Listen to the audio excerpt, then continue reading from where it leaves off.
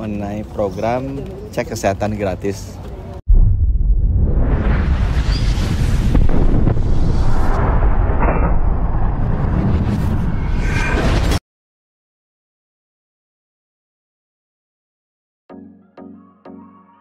Presiden Prabowo Subianto menerima Menteri Kesehatan Budi Gunadi Sadikin di Istana Merdeka, Jakarta. Dalam pertemuan tersebut, Menkes Budi melaporkan perkembangan program cek kesehatan gratis yang akan mulai dijalankan di puskesmas dan klinik-klinik yang bekerja sama dengan BPJS Kesehatan. Budi menjelaskan bahwa program tersebut dirancang untuk mencakup seluruh populasi Indonesia, dari bayi baru lahir hingga lansia. Meski demikian, pemeriksaan kesehatan gratis ini akan dilakukan secara bertahap dengan mekanisme yang disesuaikan berdasarkan kelompok usia. Jadi tadi rapat mengenai update beliau mengenai program cek kesehatan gratis. Diputuskan oleh beliau nanti tanggal 10 Februari ini sudah bisa jalan di puskesmas dan juga klinik-klinik. Nanti beliau sama seperti yang makan bergizi mau lihat itu di salah satu puskesmas. Ini kan diupdate juga bahwa ini adalah program yang menyentuh 280 juta orang kan. Jadi teman-teman pernah dengar program stunting kan? Stunting itu kan penerimanya 5 juta balita. Ada program imunisasi, itu sekitar 70 juta yang menerima layanan ini. Ada program makan bergizi gratisnya Bapak Presiden, itu kan sekitar 83-85 juta. Yang besar juga program vaksinasi COVID, itu kan 180 juta orang lah yang kita vaksinasi. Nah ini adalah program terbesar, karena 280 juta masyarakat seluruhnya mulai dari balai lahir sampai lansia, itu kita layani. Mungkin nggak langsung 280 juta, tahun pertama kalau saya dapat 50 juta, 60 juta aja udah seneng gitu ya. Tapi kan kita harapkan ini makin lama makin naik terus. Dan di Kompas waktu kemarin keluar rating presiden tinggi kan nomor satunya tingginya gara-gara program kesehatan gratis ini. Jadi kita harus pastikan bahwa ini jalannya baiklah pesannya dari beliau. Nah ini akan dilakukan 2 grup ya. Grup yang pertama adalah usia di bawah usia sekolah, di bawah 6 tahun dan di atas usia sekolah. Itu nanti dilakukannya pada saat hari ulang tahun mereka plus 1 bulan. Khusus yang Januari, Februari, Maret boleh sampai April. Jadi ulang tahunnya udah lewat.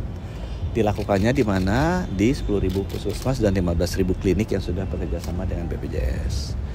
Nah, khusus yang usia sekolah itu dilakukannya bukan pada saat ulang tahun, tapi pada saat masuk sekolah. Ya, pada saat masuk sekolah lakukannya di sana. Kenapa? Supaya nggak penuh puskesmasnya. Karena ini kan 280 juta orang. Nah tadi diupdate juga screeningnya tuh untuk yang bayi baru lahir ada 6, yang balita ada 8, kemudian anak-anak tuh 11 SD, SMP 13, SMA 12 jenis, dewasa 19, lansia 19 ya. Mungkin yang baru-baru misalnya screening jiwa. Kan dulu kita nggak pernah screening tuh. Sekarang screening jiwa tuh mulai anak sekolah SD udah kita screening. Karena kita juga hasil survei kesehatannya terakhir lihat bahwa ternyata banyak, 1 dari 10 kita punya gangguan anxiety atau depresi, gangguan jiwa. Jadi itu kita screening juga. Kemudian yang untuk yang sudah di atas 40 ada screening cancer, terutama yang 4 besar ya. Kanker payudara sama cervix itu untuk wanita kan ini pembunuh terbesar. Kemudian laki-laki itu paru dan kolorektal ya, kolon. Nah itu kira-kira seperti itu. Kalau untuk anggarannya sendiri 4,7 juta ya Pak pernah disebutin, itu untuk 280 juta itu? Betul.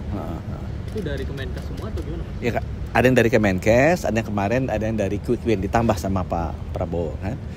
Kemarin kena potong juga ya, tapi saya bilang ya kita lihatlah, toh anggaran itu kan dibikin untuk 200 jutaan kalau nggak salah. Nggak mungkin, saya rasa sih nanti kita lihat aja di bulan Juni ya. Saya nggak yakin juga bahwa 200 jutanya masyarakat akan screening. Mungkin di tahun pertama saya sampai 100 juta aja udah sangat senang sekali ya. Banyak wartawan juga kan belum tentu mau screen karena takut menerima kenyataan sakitnya ketahuan gitu kan, jadi ya. Apa ada kemungkinan ditambah Pak dari 4,7? Iya, kalau kurang nanti kita minta. Dan beliau bilang bisa, tapi apakah mau ditambah sekarang? Saya bilang nanti kita lihat deh. Kalau ternyata memang butuh, kita minta tambahan. Karena memang sekarang kan prioritas spendingnya beliau juga sedang banyak ya. Pak, mengenai pemotongan anggaran itu bagaimana Pak dampaknya dengan kondisi Kemenkes pelayanan seperti apa gitu? Oh, kebutuhan anggarannya udah ada kan? Kebutuhan anggarannya sebenarnya ada. Kemarin dipotong aja, kan banyak kementerian lembaga kan juga dipotong. Tapi kalau buat saya nggak apa-apa juga, kita lihat dulu. Karena kan anggarannya kita bikin kan untuk 200 jutaan. Saya rasa sih tahun ini mungkin bisa 100 juta aja saya udah seneng.